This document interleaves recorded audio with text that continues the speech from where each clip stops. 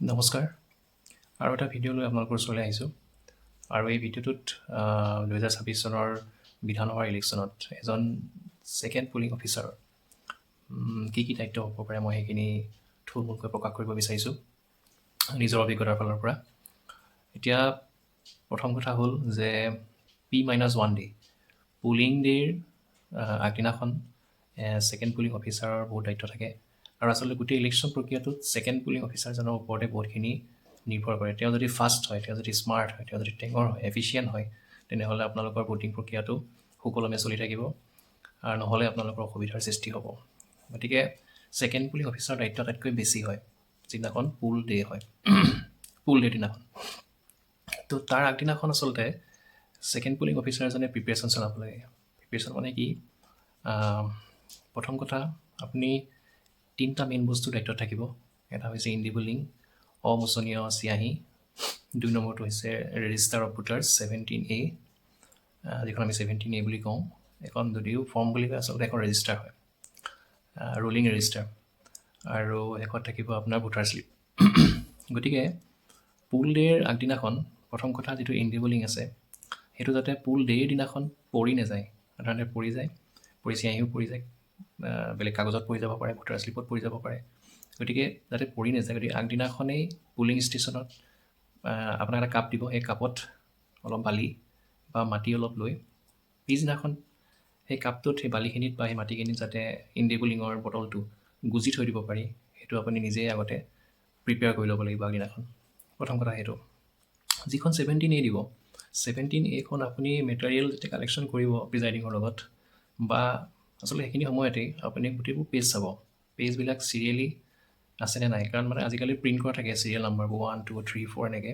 সেই নাম্বাৰখিনি যেতিয়া প্ৰিণ্ট কৰা থাকিব তেতিয়া আপুনি কিন্তু প্ৰতিটো পেজ চাব লাগিব যে প্ৰতিটো পেজত চিৰিয়েলি নাম্বাৰবোৰ আছেনে নাই। আৰু যদি প্ৰিণ্ট কৰা নাথাকে তেনেহ'লে আপুনি পুল ডে'ৰ আগদিনাখন গধূলি নিজে আচপাৰি, যদি 700 ভোটাৰ আছে প্ৰায় 500-600 মান ইন এডভান্স মেনুৱেলি আপুনি লিখি ল'ব লাগিব চিৰিয়েল নাম্বাৰ, যিখিনি আপোনাৰ ৰানিং চিৰিয়েল নাম্বাৰ হ'ব। ঠিক আছে, এইটো কথা। সেইটো হ'ল 17A লগত জড়িত কথা। তাৰপিছতে 17A লগতে জড়িত আৰু এটা কথা, যেতিয়া যিদিনাখন পুল ডে হ'ব সেইদিনাখন প্ৰথমটো চিৰিয়েল নাম্বাৰ মানে 1 নম্বৰ চিৰিয়েল নাম্বাৰটো লিখাৰ আগতে, ৰানিং চিৰিয়েল নাম্বাৰটো লিখাৰ আগতে ওপৰত এটা বাক্য এটা আছে যে মক পল কৰা হ'ল, মক পলৰ পিছত মেচিনটোত 0টা ভোট আছে, মানে এটাও ভোট নাই, 0 ভোট আছে। সেই লাইনটো এবাৰ আপুনি তাত নোট ডাউন কৰিব লাগিব যে হয় মক পলৰ পিছত যে এতিয়া মেচিনটোত কোনো ধৰণৰ ভোট নাই, 0 ভোট আছে। আৰু আপুনি পুলিং এজেণ্টক আপোনাৰ সেই 17Aখন দেখাই দিব যে চাওক ইয়াত একো আমি এতিয়ালৈকে দাগ দিয়া নাই, 17A ৰেজিষ্টাৰখনত একো দাগ পৰা নাই, যেতিয়ালৈকে ভোটাৰজন নাহে আমি একো দাগ নিদিওঁ ইয়াত। এইটো কাম 17Aখনত হৈ গ'ল। আৰু 17Aত আগদিনাখন আপুনি কেইটা কলম বনাব লাগিব এইটো প্ৰিজাইডিঙৰ লগত আলোচনা কৰি আপুনি ঠিক কৰি ল'ব। বা ৰেজিষ্টাৰখন দেখিলে আপোনালোকে গম পাব। প্ৰথম কলমটোত আহিব চিৰিয়েল নাম্বাৰ, অৰ্থাৎ ভোটাৰ যেনেকৈ আহিব 1, 2, 3 এনেকৈ আহিব, এনেকৈ চিৰিয়েলি 1, 2 এনেকৈ আপুনি লিখি যাব লাগিব। আৰু শেষত যিটো আপুনি চিৰিয়েল নাম্বাৰ লিখিব সেইটোৱে সাধাৰণতে টোটেল ভোট হয়। ঠিক আছে, তাৰপিছত যিটো কলম আহিব সেইটো আহিব serial number of the voter in the electoral roll. আপোনালোকৰ যিখন mark copy of electoral roll দিব তাত সেই ভোটাৰজনৰ যিটো চিৰিয়েল নাম্বাৰ থাকিব সেইটো সেই ছেকেণ্ড স্তম্ভত বা কলমত লিখিব লাগিব। ধৰি লওক যেনিবা প্ৰথম যিজন ভোটাৰ আহিলে সেইজনৰ মাৰ্ক কপিত লিখা আছে বোলে 20 নম্বৰত আছে তেওঁৰ নামটো, তেনেহ'লে প্ৰথম কলমত 1 লিখিব লাগিব, তেওঁ 1 নম্বৰ যিটো শাৰী তাতে সোমাব। কিন্তু 2 নম্বৰ যিটো কলম তাত আপুনি সেই মাৰ্ক কপিত যিহেতু 20 নম্বৰত আছে গতিকে 20 লিখিব লাগিব, অৰ্থাৎ 1 বা 1, আৰু সেই লাইনটোত হ'ব পিছৰ যিটো স্তম্ভ তাত 20 আহিব। 1 নম্বৰ ভোটাৰজন আহিছে ভোট দিবলৈ, কিন্তু মাৰ্ক কপিত তেওঁৰ 20 নম্বৰ তেওঁৰ নামটো আছে, কথাটো সেইটো। তাৰপিছত 3 নম্বৰ যিটো কলম তাত আইডেণ্টিফিকেশ্যনৰ কাৰণে যিবোৰ ডকুমেণ্টছ লৈ আহে সেই ডকুমেণ্টছবিলাকৰ তথ্য লিখিব লাগে। এতিয়া যদি এপিকখন লৈ আহে চিম্পুল EP বুলি লিখিলে হ'ল, যিদিনা মানে ভোটিং হ'ব সেইদিনাখন সেইটো কাম আপোনাৰ হ'ব। আপুনি মাজৰ সেই ঘৰটোত EP লিখিব, মানে এপিক লৈ আহিছে। আৰু এপিকখন লৈ আহিলে শেষৰ 4টা নম্বৰ লিখাৰ প্ৰয়োজন নাই। কিন্তু এপিকখনৰ বাহিৰে যদি বেলেগ কিবা ডকুমেণ্টছ লৈ আহে, ড্ৰাইভিং লাইচেঞ্চ হওক, কিবা হওক, আধাৰ কাৰ্ড হওক, তেতিয়া কিন্তু সেই ডকুমেণ্টছৰ শেষৰ 4টা সংখ্যা আপুনি সেই কলমটোত উল্লেখ কৰিব লাগিব। ঠিক আছে, সেইটো মনত ৰাখিব। কিন্তু এপিকখন যদি আনে অকল EP বুলি লিখিলে ছাফিচিয়েণ্ট। তাৰপিছত যেতিয়া ভোটাৰজনৰ চিনাক্তকৰণ হৈ গ'ল, চিনাক্তকৰণ হোৱাৰ পিছত আপোনাৰ ওচৰলৈ আহিছে ভোটাৰজন। গতিকে যিটো চিনাক্তকৰণ হৈ গ'ল, এতিয়া আপুনি ভোটাৰজনৰ চহী বা থাম ইমপ্ৰেশ্যনটো ল'ব পাৰিব।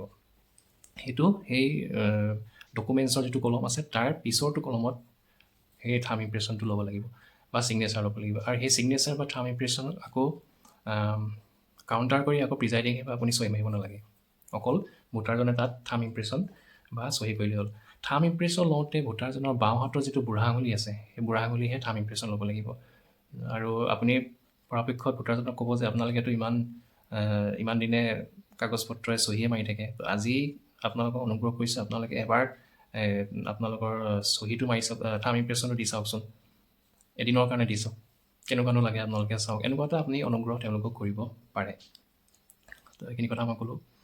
তাৰপিছত আৰু এটা কথা, যেতিয়া ভোটাৰজন ফাৰ্ষ্ট পুলিং অফিচাৰৰ ওচৰৰ পৰা আপোনাৰ ওচৰলৈ আহিব, প্ৰথমতে কিন্তু চিয়াহীটো দিব, ইণ্ডিবল লিংকটো। তো ইণ্ডিবল লিংকটো দিওঁতে বাওঁ হাতৰ আপোনাৰ ইণ্ডেক্স ফিংগাৰ তৰ্জনী আঙুলিত এনেধৰণে দিব, ওপৰৰ পৰা নখটো একেবাৰে ওপৰৰ পৰা এই প্ৰথম যিটো জইন, নখটো য'ত শেষ হৈছে তাৰ এই জইনটো পাৰ কৰি তললৈকে দিব, দীঘলকৈ দিব, অলপ দীঘলকৈ দিব আৰু ডাঠকৈ দিব।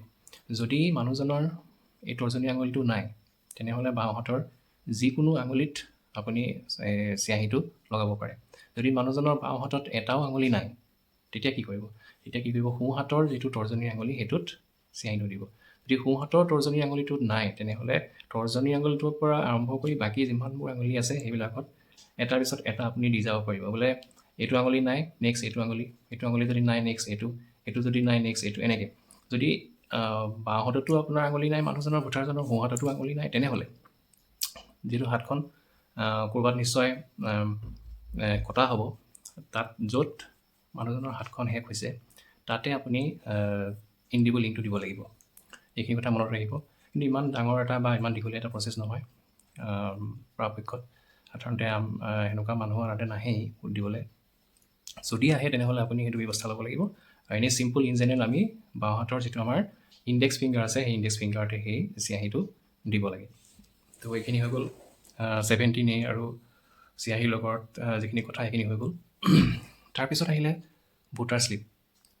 ভোটাৰ শ্লিপ আপোনালোকে মাৰ্ক কপিখন চাই গম পাবই যে ষ্টেচনটোত ইমান ভোটাৰ আছে। তো সেইটো হিচাপত আপুনি 80% মান ভোটাৰ শ্লিপত আগদিনাখনে আপোনাৰ চহী লাগিব। চহী আপুনি কৰি থ'ব পাৰে। আৰু তাত যিটো চিৰিয়েল নাম্বাৰ অপশ্যন থাকে, চিৰিয়েল নাম্বাৰকেইটা আপুনি লিখি থ'ব পাৰে। আৰু সেইটো নিলিখিলেও হয়, যিদিনাখন পুৰলে হয় সেইদিনাখন লিখি গ'লেও হয়, কিন্তু কামটো অলপ বাঢ়িব, যিহেতু আপোনাৰ ওচৰত 3টা দায়িত্ব আছে। ইণ্ডিবল লিংক লগাব লাগিব, আকৌ ৰেজিষ্টাৰ ভোটাৰত ভোটাৰজনৰ এণ্ট্ৰি কৰিব লাগিব, তাৰপিছত আকৌ আপুনি ভোটাৰ শ্লিপ ইছ্যু কৰিব লাগিব। গতিকে 3টা বস্তু কৰোঁতে আপোনাৰ যথেষ্ট সময় লাগিব। গতিকে আগদিনাখন যদি সেই ভোটাৰ শ্লিপত সেই সংখ্যা আৰু চহীবিলাক কৰি থৈ দিয়ে, তেনেহ'লে আপোনাৰ কাম বহুতখিনি কমিব। গতিকে ছেকেণ্ড পুলিং অফিচাৰ হিচাপে আপোনাৰ বহুত দায়িত্ব আছে। এই দায়িত্বখিনি যদি ভালদৰে পালন কৰে তেনেহ'লে ভোটিং প্ৰক্ৰিয়াটো খৰখতীয়া হ'ব, নহ'লে কিন্তু শ্ল' হৈ যাব। সেইটো মন কৰিব। আৰু বিশেষ মোৰ মনত পৰা নাই এতিয়া ছেকেণ্ড পুলিং অফিচাৰৰ এই দায়িত্বখিনিৰ উপৰি আপোনালোকৰ আপোনাৰ 17A যেতিয়া লাষ্ট এণ্ট্ৰিটো লিখিব, লাষ্ট এণ্ট্ৰিটো মানে ৰানিং চিৰিয়েল নাম্বাৰটো লিখাৰ পিছত প্ৰিজাইডিঙে ৰঙাকৈ এডাল আঁচডাল পাৰিব। আৰু সেই আঁচডালৰ তলত কিন্তু পুলিং এজেণ্ট প্ৰিজাইডিঙৰ চহীৰ লগতে আপুনি চহী কৰিব লাগিব। লগতে প্ৰিজাইডিং অফিচাৰ ডায়েৰীত এটা ঠাইত ছেকেণ্ড পুলিং অফিচাৰৰ চহী আছে, মোৰ যিমান মনত আছে। গতিকে তাতো আপুনি চহী কৰিব লাগিব। আৰু আগদিনাখন প্ৰিজাইডিঙৰ যিকোনো কামত আপোনালোকে সহায় কৰি দিয়াটো ভাল।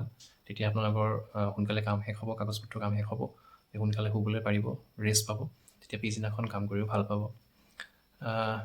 ছেকেণ্ড পুলিং অফিচাৰৰ এই দায়িত্বখিনি মই থুলমূলকৈ আপোনালোকক জনালোঁ। যদি কিবা থাকি গৈছে তেনেহ'লে কমেণ্ট বক্সত জনাব। এটা সৰু ভিডিঅ' বনালোঁ। আজিলৈ আহিছোঁ।